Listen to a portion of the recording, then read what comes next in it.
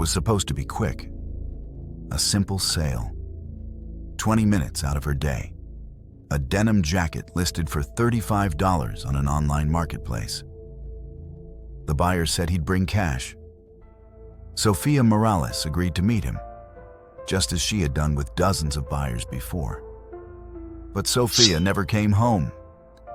Instead of closing another sale for her small online shop, she crossed paths with a man who wasn't looking for clothes. He was looking for prey. What happened that evening would forever change her family's life and leave an entire community asking how something so ordinary could turn so tragic. To understand the depth of this case, you have to know who Sofia was. She was born in 1998 in San Antonio, Texas, the middle child in a close-knit family. Her parents had immigrated from Mexico years earlier, working tirelessly to provide for their children. Growing up, Sofia was the kind of person who radiated warmth. She was the peacemaker in her family, the one who always tried to calm arguments and bring people together. Those who knew her said she was patient, thoughtful, and deeply compassionate. In high school, she discovered a love for fashion. Thrifting trips with friends turned into creative projects as she altered secondhand finds into unique pieces. By the time she graduated in 2016, she was already selling her curated clothing online. When she entered college, studying marketing at the University of Texas in San Antonio, she balanced classes with a part-time job at a local boutique. Her co-workers noticed how dedicated she was, always remembering details about customers and staying late to make sure everything looked perfect. Her small online shop, which she named Second Chances, became her passion project. It wasn't just about clothes for her. She saw it as a future business, something she dreamed of expanding into her own boutique. Friends said she believed in the idea that everyone deserved another chance, whether it was an old dress or a person making a mistake. On March 6, 2022, her day began much like any other. She went to class in the morning, had lunch with her roommate in the afternoon, and spent some time packaging up items for her online customers.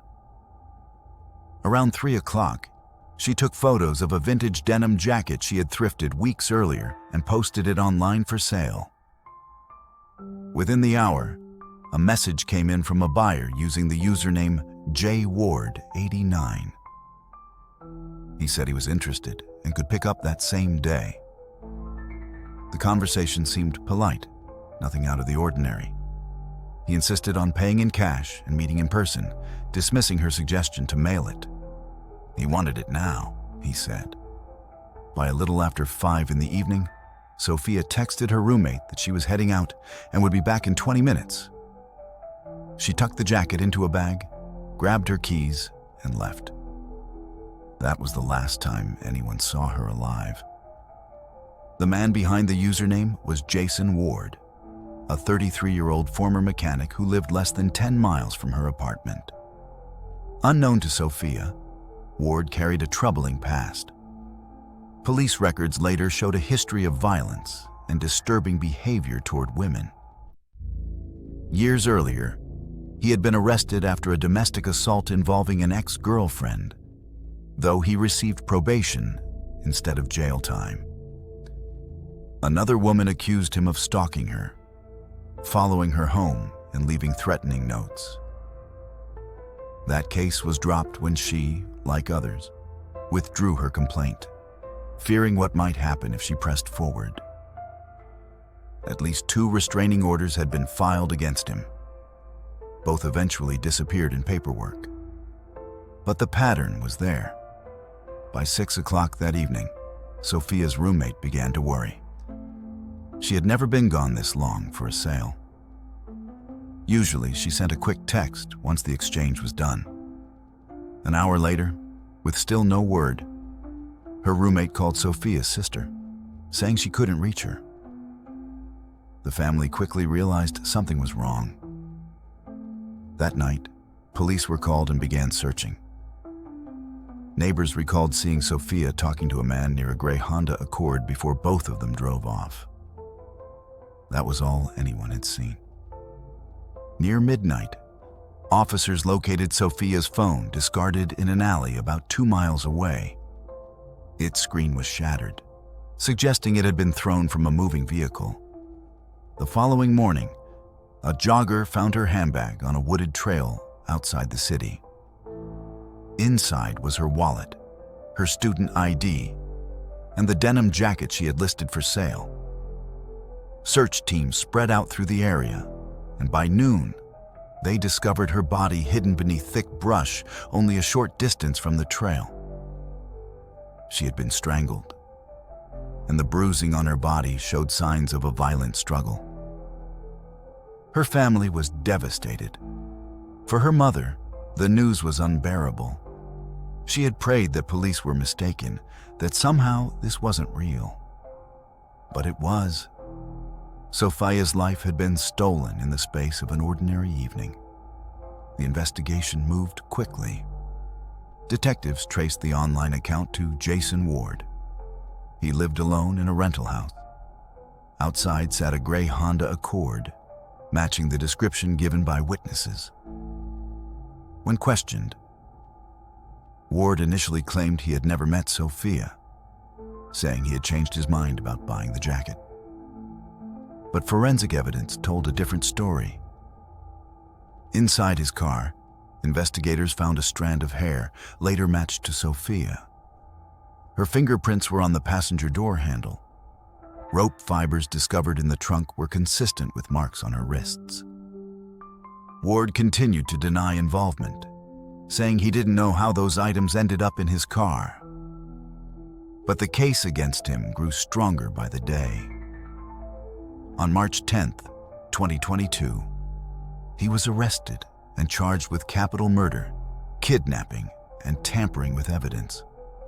As investigators dug deeper, they uncovered a chilling pattern. Ward had been using resale platforms for months, not to shop but to target women. Records showed dozens of messages sent from his accounts, almost always directed at young women selling inexpensive items. He rarely messaged men. He insisted on late-night meetings, often in isolated parking lots. Several women came forward after hearing about Sofia, describing how he had tried to arrange meetups with them too. One remembered feeling uneasy when he insisted on meeting behind a gas station at night. She trusted her instincts, blocked him, and walked away. Another woman said she canceled a sale after he pressured her, only to have him reappear under a new username with the same demands. These women had narrowly avoided encounters that could have ended in tragedy. The trial began in April 2023. The courtroom was packed with journalists, attorneys, and members of Sofia's family. Prosecutors painted Ward as a predator who used ordinary technology as a hunting ground. They laid out the sequence of events, showing how he lured Sofia into meeting him and then used violence to take her life. The jury heard about the DNA evidence linking Sofia to Ward's car, the fibers from the rope, and the surveillance footage of a gray Honda Accord driving past a gas station near her apartment the evening she disappeared. The defense tried to argue that Ward was mentally unstable, claiming diminished capacity. They said he struggled with untreated mental illness and shouldn't be held fully accountable. But psychiatric evaluations confirmed that he was competent. He understood his actions, he planned them, he executed them. The prosecution emphasized that this was not an accident, not a moment of confusion, but a calculated act. They described him as a man who had tested boundaries for years, escalating each time he wasn't held accountable, until it ended in murder. After 3 weeks of testimony, the jury deliberated for just 7 hours. On May 5, 2023, Jason Ward was found guilty on all charges. The judge sentenced him to life in prison without the possibility of parole. The courtroom was silent as the sentence was read. For Sofia's family, it was both relief and heartbreak. They knew justice had been served, but nothing could bring her back.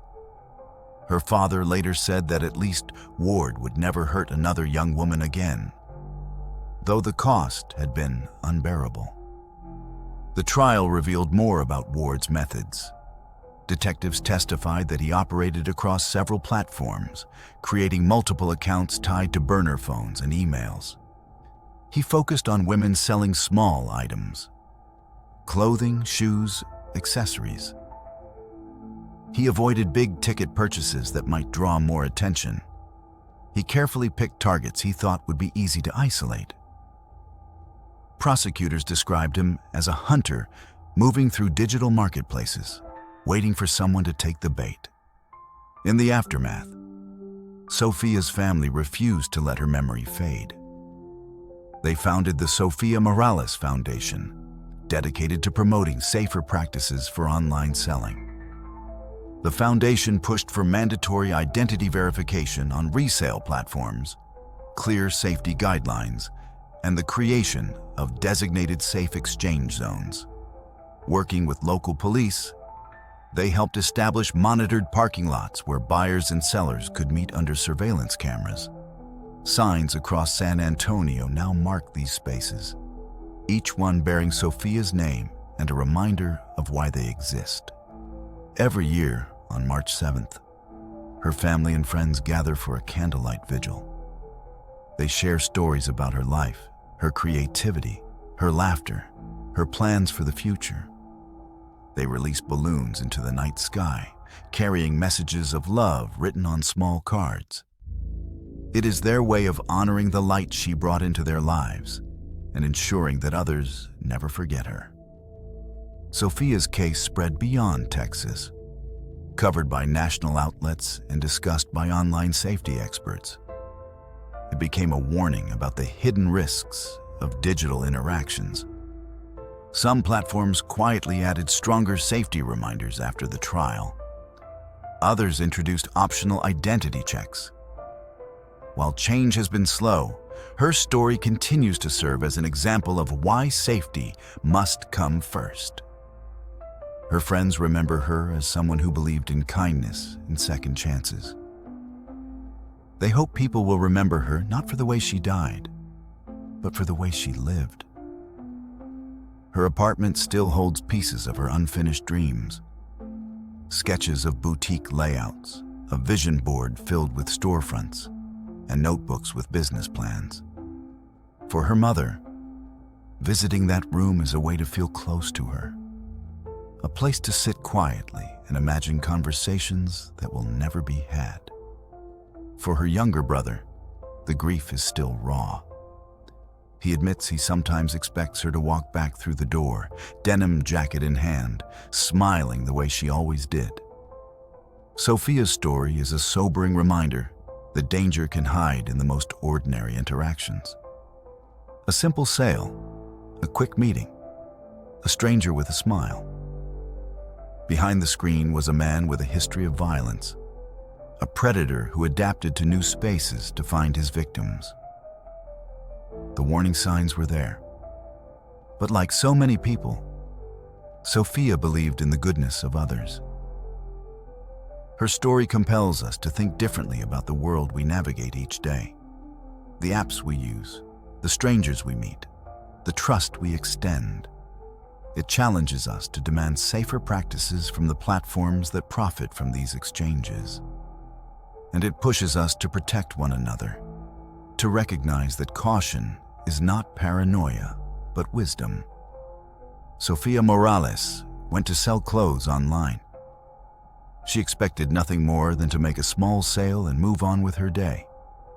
Instead, she encountered a man who saw her not as a person, but as an opportunity. Her life was stolen, but her legacy endures. In the advocacy her family leads, in the safe exchange zones across her city, and in the countless people who now think twice before trusting a stranger from an app.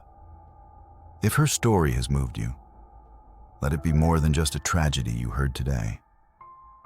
Share her name, honor her memory, and carry her story as a reminder to stay aware and stay safe. Like this video, subscribe to the channel, and join us as we continue to uncover stories of lives taken too soon, but never forgotten. Behind every headline is a face, a family, a future, and Sofia's life mattered.